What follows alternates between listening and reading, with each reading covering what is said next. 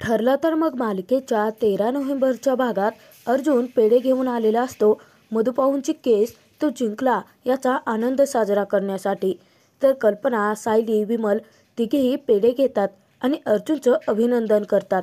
अर्जुन खूप खुश होतो कारण सायली त्याच्याशी बोललेली असते, त्याचं तिने अभिनंदन केलेलं असतं. अर्जुन सायलीचे आभार मानतो.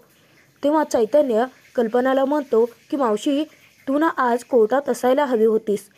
अर्जुनने काय आर्ग्युमेंट केलं आहे माहिती आहे का? तो पवार असं म्हणताक्षणी अर्जुन त्याला थांबवतो आणि मध्येच तो म्हणतो की पांढरे, ॲडव्होकेट पांढरे. असं तिथे अर्जुन म्हणताक्षणी चैतन्याच्या लक्षात येतं की तो अर्जुनचं सरप्राईज आता फोडणारच होता, कारण पवार वकील तर मधुभाऊंच्या केसच्या विरोधात आहे. अर्जुनने वेळीच चैतन्याला थांबवलेलं असतं.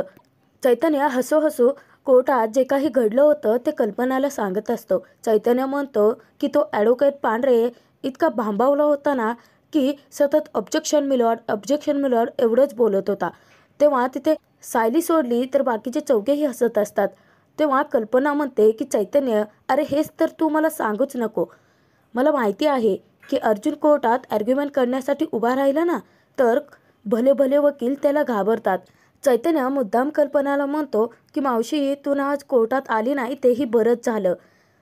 तेव्हा कल्पना चकित होऊन त्याच्याकडे पाहत असते. तर चैतन्य म्हणतो की तू कोर्टात आली असती तर एवढ्या खुसखुशीत चकल्या मला खायला कशा मिळाल्या असत्या. आणि चैतन्य चकली घेणार तर कल्पना त्याला एक फटका देते आणि म्हणते की नैवेद्य दाखवायचा आहे हा चैतन्य.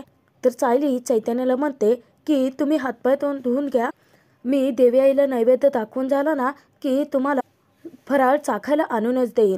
तेव्हा चैतन्य खूप खुश होतो. अर्जुनला देखील फराळ खायचा असतो, परंतु सायली त्याला काहीच बोलत नाही. तर कल्पना तिथं चैतन्याला म्हणते की चैतन्य, तुला तुझ्या वहिनीने ना खूप जास्तच लाडावून ठेवलं आहे. तेव्हा चैतन्यही म्हणतो की काय करू मावशी, मी आहेच ना लाडावून ठेवण्यासारखा. चला मी पटकन हातपाय धुवून येतो. आता फराळ टेस्ट करायच्या कमिटीवर मला बसवलं आहे म्हटल्यानंतर खूप महत्त्वाचं काम हाती दिलं आहे ना. तेव्हा तिथे चैतन्य, कल्पना, अर्जुन सगळेजण हसत असतात. तर चैतन्य त्याच्या रूममध्ये निघून जातो. अर्जुनला सायलीला बोलायचं असतं.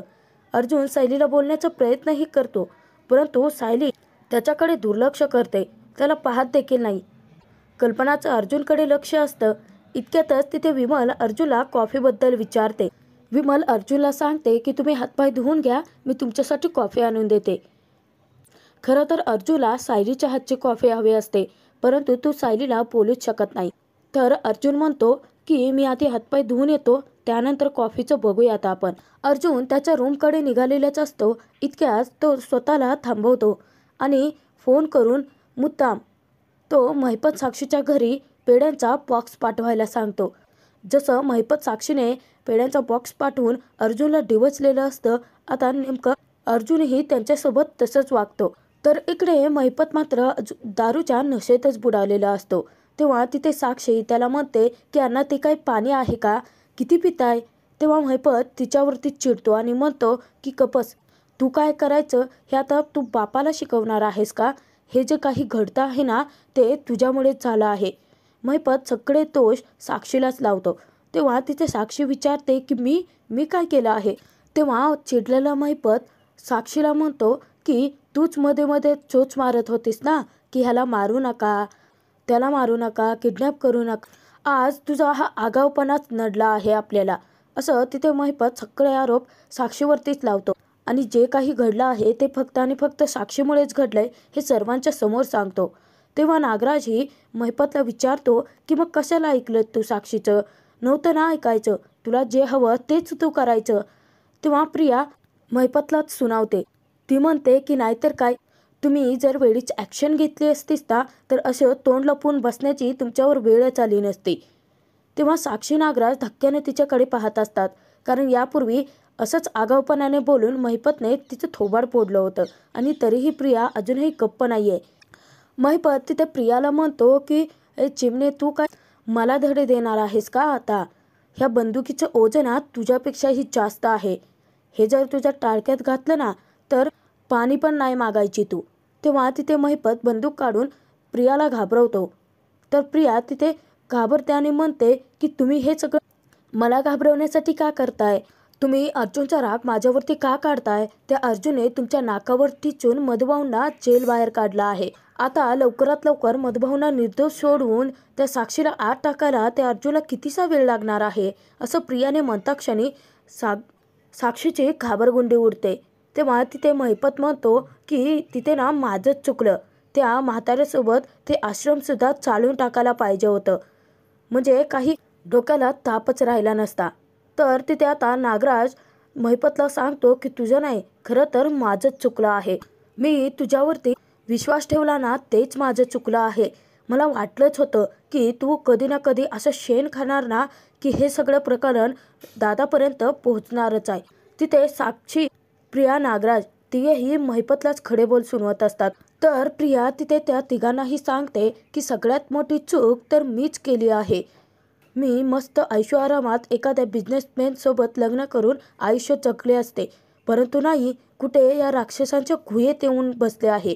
प्रिया स्वतःलाच दोष देते, कारण खोटी साक्ष तर प्रियानेच दिलेली असते आणि सगळ्यात जास्त अडकणारी तर आता प्रियाच असते. नागराज तिथे प्रियाला म्हणतो की हो, परंतु तुझ्या घशात आम्ही पैसे कमवतो ना, म्हणूनच तर तू आमचं काम करते आहेस. अगं, बिन पैशाचं तर तू एखाद्याच्या मैताला सुद्धा जाणार नाहीस, असली पोरगी आहेस तू. तिथे आता सगळेच जण एकमेकांनाच दोष देत असतात, एकमेकांनाच ऐकवत असतात. साक्षी चिडते आणि त्या तिघांनाही म्हणते की झालं का तुमचा आक्रस्थाळेपणा करून? परंतु कोणाचं काहीही नुकसान झालेलं नाही आहे. त्या अर्जुनला असाच जर सक्सेस मिळत राहिला ना, झालं ना, तर नुकसान माझंच होणार आहे यात आता. कारण माझं इथून पुढचं आयुष्य मला जेलमध्ये काढावं लागणार आहे. तेव्हा प्रिया चिडते आणि साक्षीलाच म्हणते की हो, नुकसान काय फक्त तुझंच होणार आहे का? आणि माझं काय? कारण प्रियाने तर यात सगळ्यात मोठी चूक केलेली असते. सुरुवातीला तिने खोटी साक्ष तर दिलेलीच असते, परंतु तिची दुसरी चूक देखील तिला चांगलीच नडणार असते, ती म्हणजे खोटी तन्वी बनून रविराजच्या घरात राहणं. प्रिया तिथे म्हणते की छोटी तन्वी, त्यानंतर सायली, मोठी तन्वी, ही जी काही तुम्ही रांगोळी घालून ठेवली आहेत ना, या रांगोळीवरती येऊन मधुभाऊ जेव्हा थया नाचतील ना, तेव्हा काय? तेव्हा जेलमध्ये कोण जाणार आहे? मी, असं म्हणता क्षणी साक्षी डोक्यालाच हात लावते. त्या चौघांच्याही हातून परिस्थिती बाहेर गेलेली असते आणि अर्जुनचा विजय झालेला असतो. परंतु तोच आनंद साजरा करण्यासाठी अर्जुनने आता महिपतच्या घरी पेढ्यांचा बॉक्स पाठवलेला असतो. इतक्यातच डोअरबेल वाजते. तेव्हा महिपत तिथे त्या तिघांनाही म्हणतो की तुमच्या कानाच्या काही करंज्या झाल्या आहेत का? डोअरबेल वाजते ना. तर महिपत तिथे आता प्रियाला दरवाजा उघडण्यासाठी सांगतो. तेव्हा प्रिया म्हणते की हो, मीच का उठायचं? तुम्ही पण आहात ना इथे, तुम्हाला देखील ऐकूच आले असेल. तेव्हा तिथे महिपत प्रियाला धमकी देतो. कसं आहे ना चिमणे, मी जर इथून उठलो ना, तर तू तुझ्या आयुष्यातून उठशील. उठू का? असं महिपत तिथे म्हणता क्षणी घाबरलेली प्रिया तेथून उठते आणि दरवाजा उघडण्यासाठी जाते. प्रिया ज्यावेळी दरवाजा उघडते तर समोर डिलिव्हरी बॉय असतो. तो तिथे प्रियाला म्हणतो की हे पेढे पाठवले आहेत. प्रिया विचारते की पेढे कोणी पाठवलेत? तेव्हा तो अर्जुनचं नाव घेतो. प्रियाला मोठा धक्काच बसतो. प्रिया त्याच्या हातून पेढ्यांचा बॉक्स हिसकावून घेते आणि त्याला म्हणते की झालं ना आता, दिले ना पेढे, मग निघ आता. आणि ती त्याला तेथून हाकलवून देते. तर प्रिया येऊन महिपतच्या समोर पेढ्यांचा बॉक्स फेकते आणि महिपतला प्रिया चिडूनच महिपतला सांगते की घ्या, अर्जुनने त्याचा विजय साजरा करण्यासाठी तुमच्याकडे पेढे पाठवले आहेत. तेव्हा नागराज, साक्षी, महिपतला मोठा धक्काच बसतो. महिपत तो पेढ्यांचा बॉक्स फेकून देतो रागाने.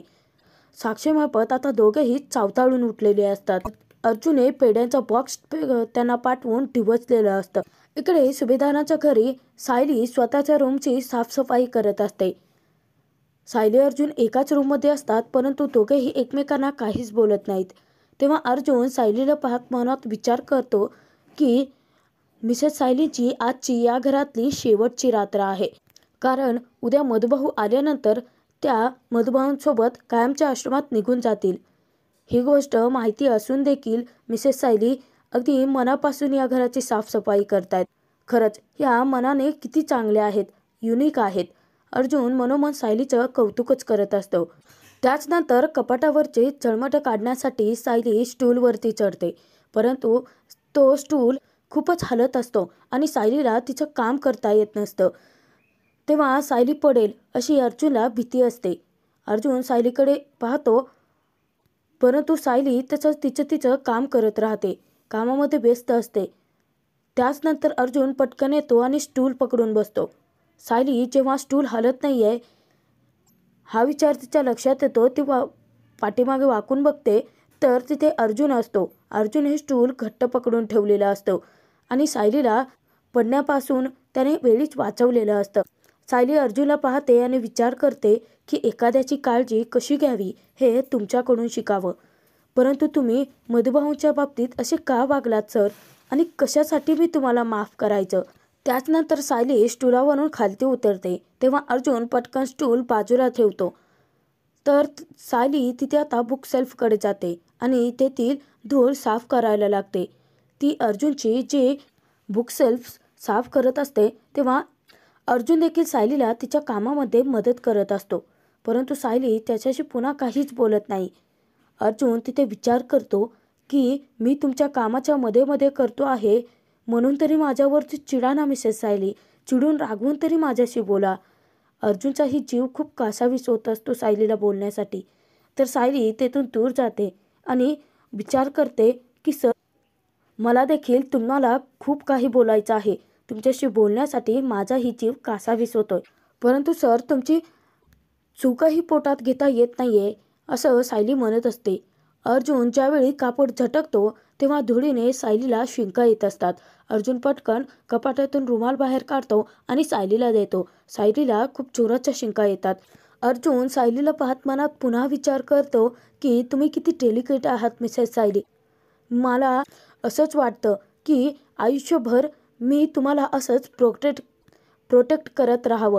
माझी हीच तर इच्छा आहे. सायली ही तिथे विचार करते की तुम्ही नेहमीच माझी अशी ढाल बनताना तेव्हा मला खूप छान वाटतं. यालाच प्रेम म्हणतात का, असं अर्जुन सायली दोघेही विचार करत असतात एकमेकांबद्दल. तेव्हा अर्जुन तिथे मनोमन विचार करतो की हेच जर प्रेम असेल ना मिसेस सायली, तर माझं तुमच्यावरती किती प्रेम आहे हे मी तुम्हाला शब्दात सांगूही शकत नाही. सायली ही तिथे आता विचार करते की यालाच जर प्रेम म्हणत असतील ना सर, तर माझंही तुमच्यावरती तितकंच प्रेम आहे. दोघेही एकमेकांकडे वळतात, परंतु ते दोघेही एकमेकांना काहीच बोलत नाहीत. तर सायलीला बुक सेल्फकडे जायचं असतं आणि अर्जुनला तिची कामामध्ये मदत करायची असते. परंतु दोघेही एकमेकांनाच आडवे जातात. अर्जुन बाजूला सरकतो तेव्हा सायली बुक सेल्फकडे जाते आणि पुन्हा तिच्या कामामध्ये व्यस्त होते. अर्जुन देखील तिला कामामध्ये मदत करतो. त्याचनंतर दुसऱ्या दिवशी सुभेदारांच्या घरात दिवाळीच्या तयारीला सुरुवात झालेली असते. तर अश्विन तिथे दाराला फुलांचं तोरण लावत असतो आणि प्रताप त्याची मदतही करत असतो. तेव्हा तिथे आता प्रताप चिडतो आणि म्हणतो की अरे, तुला थोडं या शब्दाचा अर्थ कळतो का अश्विन? डॉक्टर कोणी केला तुला? तेव्हा तिथे अश्विन म्हणतो की डॅड, मला मेडिकलमध्ये दाराला तोरण कसं लावायचं हे शिकवलं गेलं नव्हतं. तेव्हा प्रताप एखाद्या लहान मुलासारखा अश्विनला फटके देतो आणि म्हणतो की बापाला उलटं बोलतोयस का तू? चल ते तोरण पटकन नीट लाव, असं म्हणत प्रताप 2-3 आणखीन अश्विनला फटके देतो. तेव्हा तिथे आता अश्विन चिडतो. इतक्यातच कल्पना येते आणि म्हणते की काय चाललंय तुमचं? अहो, त्याला मारताय कशासाठी तुम्ही? तेव्हा तिथे अश्विन म्हणतो की बघ ना मम्मा. तर प्रताप कल्पनाला म्हणतो की हा आणि बिचारा, याला साधं दाराला तोरणही लावता येत नाहीये. तेव्हा तिथे कल्पना अश्विनची मदत करते. कल्पना दाराला तोरण कसं लावायचं हे अश्विनला समजावते. तर कल्पनाच्या सांगण्यानुसार अश्विनने अगदी अचूक तोरण बांधलेलं असतं. तेव्हा तो खूप खुश होतो. तर अश्विन तिथे कल्पनाला म्हणतो की मम्मा, बरं झालं तू आली, नाहीतर डॅड मगाचपासून मला कन्फ्यूजच करत होते. तेव्हा तिथे कल्पना अश्विनला म्हणते की यांच्याकडे ना तू अजिबात लक्ष देऊच नको अश्विन, यांना ना उंटावरून शेळ्या हाकायची जास्त सवय आहे. तेव्हा अश्विन आता कल्पनाने तसं म्हणता क्षणी जोरजोराचा हसायला लागतो. तेव्हा तिथे प्रताप कल्पनाला म्हणतो की कल्पना, आता तू जर गप्प नाही बसलीस ना तर मी तुला देखील एक फटका देईन. तेव्हा अश्विन म्हणतो की डॅड, तुम्ही मम्माला मारणार आहात का? मारा बरं.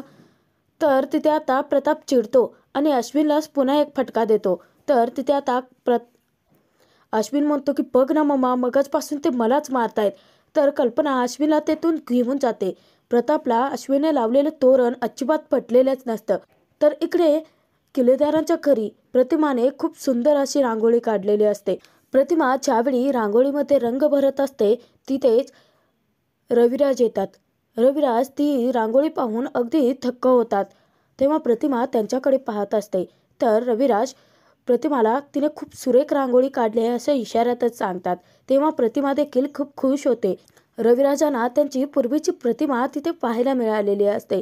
कित्येक वर्षानंतर प्रतिमाने किल्लेदारांच्या दारी सुंदर अशी रांगोळी काढलेली असते. तर प्रिया मात्र खूपच घाबरलेली असते. तिच्या मनात विचारांची खळबळ माजलेली असते. अर्जुने कोर्टाला जे स्टेटमेंट दिलं होतं तेच तिला आठवतं की मधुभाऊ तर बेशुद्ध होते, विलासचा तर खून झाला होता, प्रिया मधुकर तर त्या खोलीत आल्याच नाहीत असं त्यांनी सांगितलं होतं. मग त्या बंदुकीवरचे फिंगरप्रिंट पुसणारी तिसरी व्यक्ती तिथे हजर होती.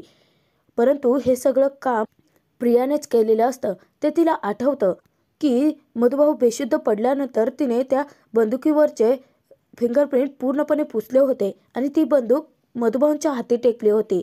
आता प्रिया त्या प्रकरणात अडकत चाललेली असते. तर प्रियाला तिथे मधुभाऊंना जामिनावरती सोडल्याचा क्षण आठवतो.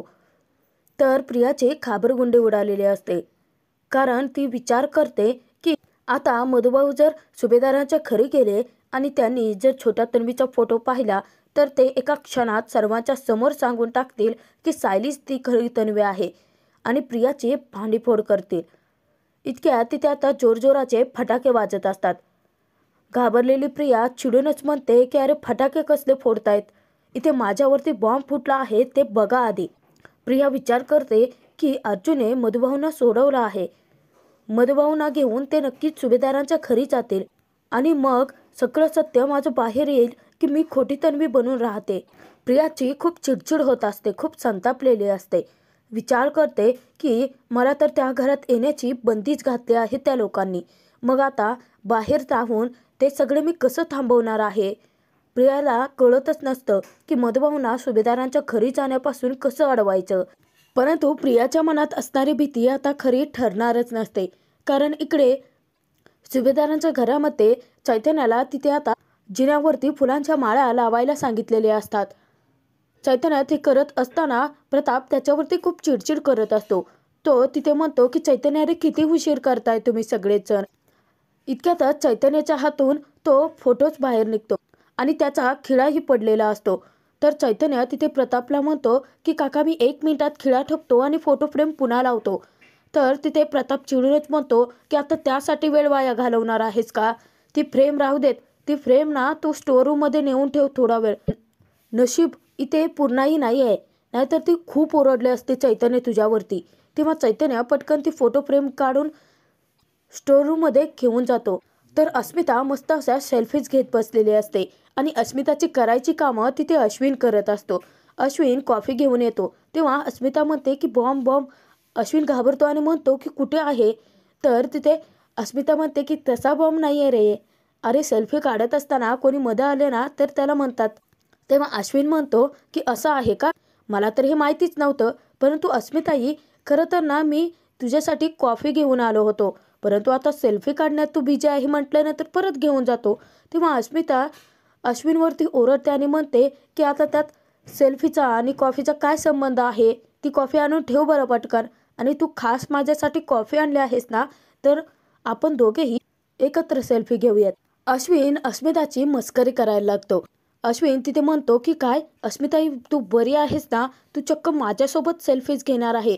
तुझ्या फोनच्या कॅमेऱ्याला ना दुसऱ्या कोणाच्या फोटोची सवय नाही आहे ना.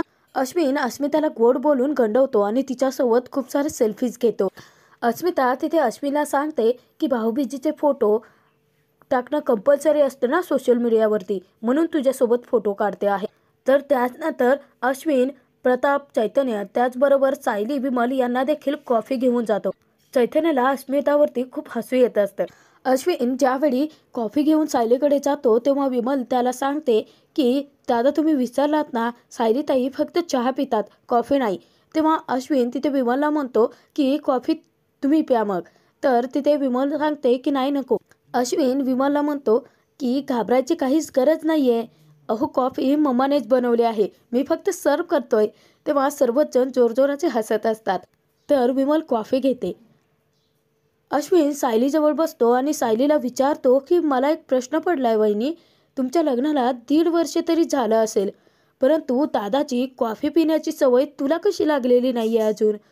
त्यावरती सायली काहीच उत्तर देत नाही. तर तिथे विमल म्हणते की लागले आहे ना दादा, परंतु आपल्या अर्जुन दादाला लागले. अर्जुन दादाला ना सायलीताईंच्या हातचीच कॉफी लागते. तर तिथे अश्विन मुद्दाम सायलीला चिडवतो आणि तो विमलला म्हणतो की प्रेम ग, हेच तर नवरा बायकोंमधलं प्रेम आहे हो ना सायली वहिनी, असं अश्विन मुद्दाम सायलीला विचारतो. त्यावरती पुन्हा सायली काहीच उत्तर देत नाही, अगदी मान खालती घालून लाजत असते. त्याच नंतर रात्री सायली तिने जी सुंदर अशी दारात रांगोळी काढलेली असते त्याच्यामध्ये दिवे ठेवत असते आणि सतत मधुभाऊंचा विचार करते की मधुभाऊंचा दिवाळी हा सण खूप आवडता आहे आणि मधुभाऊंची दुसरी दिवाळी देखील जेलमध्ये जाते आहे. परंतु सायलीला आता खूप छान अर्जुनकडून सरप्राईज मिळणार असतं. तर हा भाग इथे संपतो. पुढील भागात आपण पाहणार आहोत सायली ज्यावेळी दिवे लावत असते इतक्यातच अर्जुन, चैतन्य, कुसुम व मधुभाऊंना घेऊन आलेली असतात. ज्यावेळी सायली प्रत्यक्षात मधुभाऊंना पाहते तेव्हा मधुभाऊ अशी जोराची हाक मारते आणि पळतच मधुभाऊंकडे जाऊन त्यांना खट्ट मिठी मारते आणि खूप जोरजोराची रडायला लागते. मधुभाऊ सायलीला सांगतात की जावई बापूंनी प्रयत्न करून मला बेलवरती सोडावून आणलं आहे. ही आनंदाची बातमी जेव्हा सायलीला मिळते तेव्हा सायली अर्जुनवरती खूप खुश होते. अर्जुन तिथे सायलीसमोर कान पकडतो आणि तिची माफी मागतो. सायलीला म्हणतो की तुम्ही समजताय इतकाही वाईट नाही आहे मी. तेव्हा सुभेदारांच्या घरातील सर्वच जण तिथे जमलेले असतात. सायली अर्जुनचे आभार मानते आणि अर्जुनच्या मिठीत जात खूप जोरजोराची रडायला लागते. अखेर अर्जुनने सायलीला तिच्या आयुष्यातलं सर्वात मोठं सरप्राईज